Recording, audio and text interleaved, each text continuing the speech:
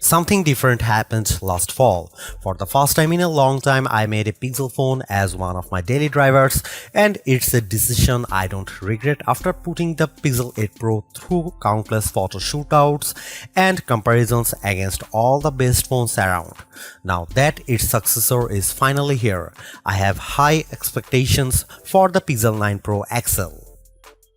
That's because the Pixel 8 Pro stuck around for almost a year, even when newer Android phones like the OnePlus 12 and Galaxy S24 Ultra tried to tempt me away from it. Google's rearranging its Pixel lineup because instead of just one flagship model, we are getting two Pro models instead.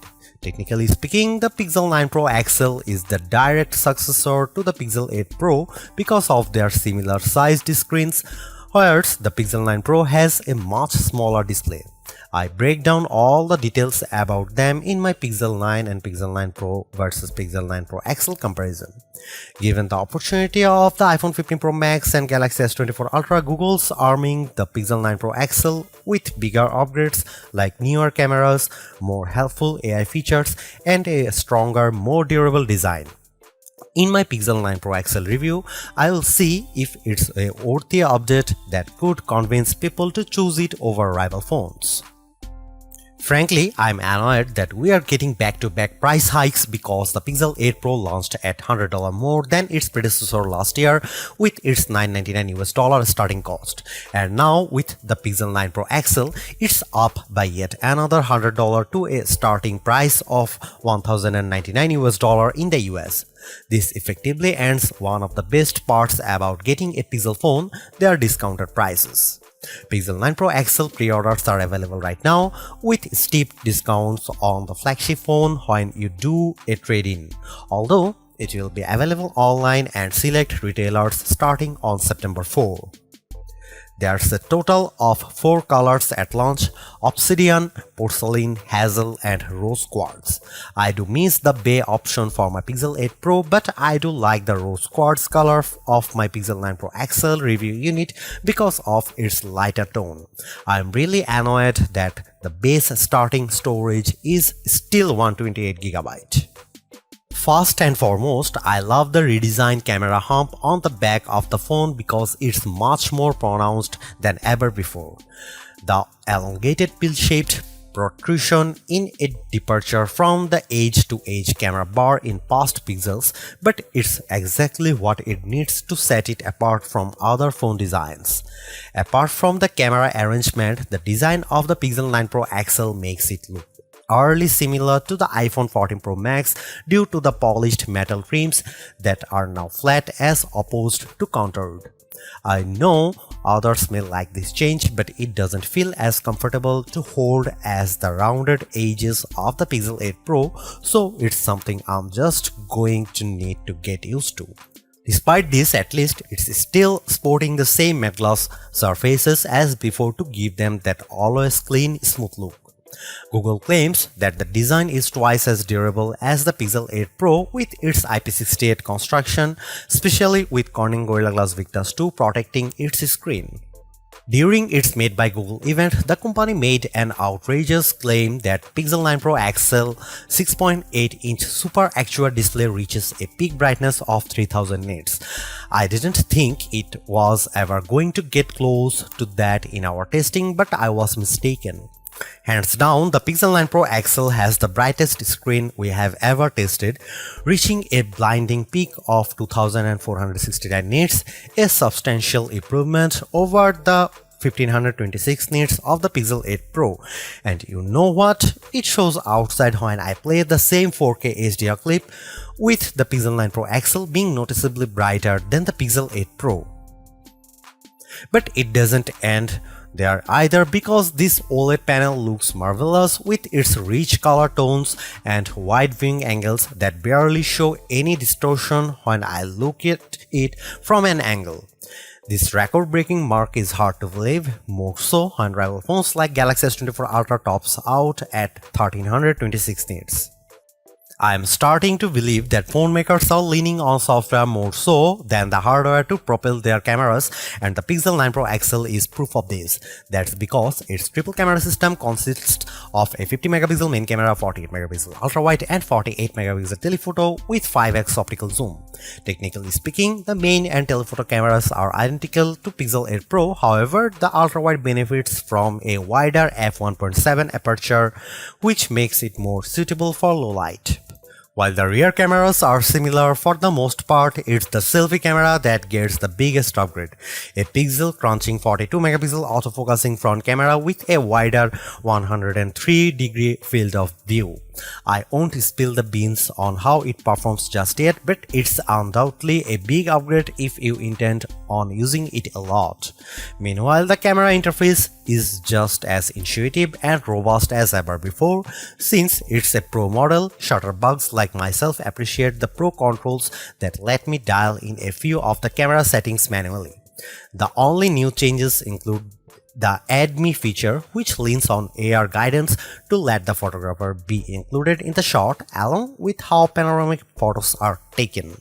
Here are some camera samples of Google Pixel 9 Pro XL.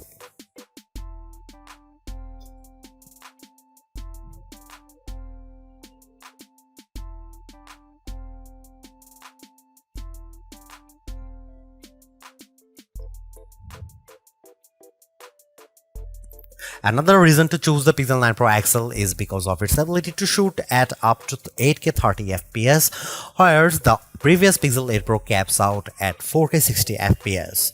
On one hand, I like the extra utility of 8K recording because it gives me more playing zoom to edit videos by cropping them or adding digital pans or zooms in my video editing software, but you will need a high performance machine to handle them. While there are plenty of shooting modes and settings to adjust with video, like choosing between 24, 30 or 60 FPS, it still lacks full manual controls to get me the look I really want to go after. Here are some video samples of Pixel 9 Pro XL.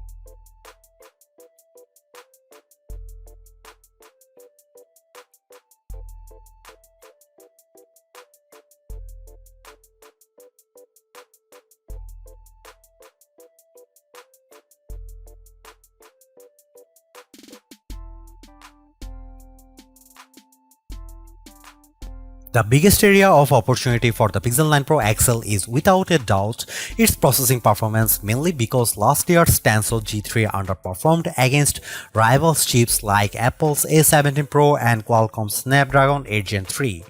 With the Tensor G4 calling the shots, it's an improvement over the Pixel 8 Pro with Geekbench single and multi-core scores averaging at 100, 929 and 4747 respectively. On paper, it beats Pixel 8 Pro's scores of 1699 and 3666, but it trails the performance benchmark results of the iPhone 15 Pro Max and Galaxy S24 Ultra. Despite this, I am happy to report that its performance is buttery smooth and responsive with all the normal functions I do on my phone. I am also pleased by how it manages to keep more apps in memory with its upgraded 16 GB of RAM, which means less refreshing if I am multitasking. Over on the graphics performance side of things, it's a minimal gain running 3D benchmarks while Live Unlimited test to see how its GPU handles. Its 55.63 FPS score in well in line to what I expect out of a flagship device, but it's barely an improvement over the Pixel 8 Pro's 52 FPS score.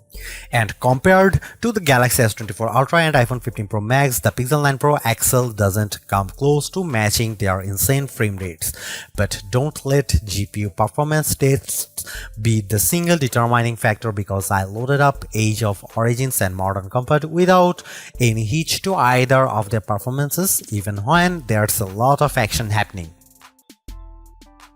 Clearly, there are improvements with the Pixel 9 Pro XL. Apart from its brighter display and longer battery life, everything else about the Pixel 9 Pro XL feels like it's modest upgrade at best, which is made tougher due to its $100 price increase. While the new AI features are helpful, I was hoping for bigger improvements around its camera and processing performance. Given that the Pixel 9 Pro has the same exact camera arrangement as this, there isn't much justification on picking the Pixel 9 Pro XL for photography. And compared to its direct rivals, the Galaxy S24 Ultra and iPhone 15 Pro Max, they definitely cost more but have better performance overall.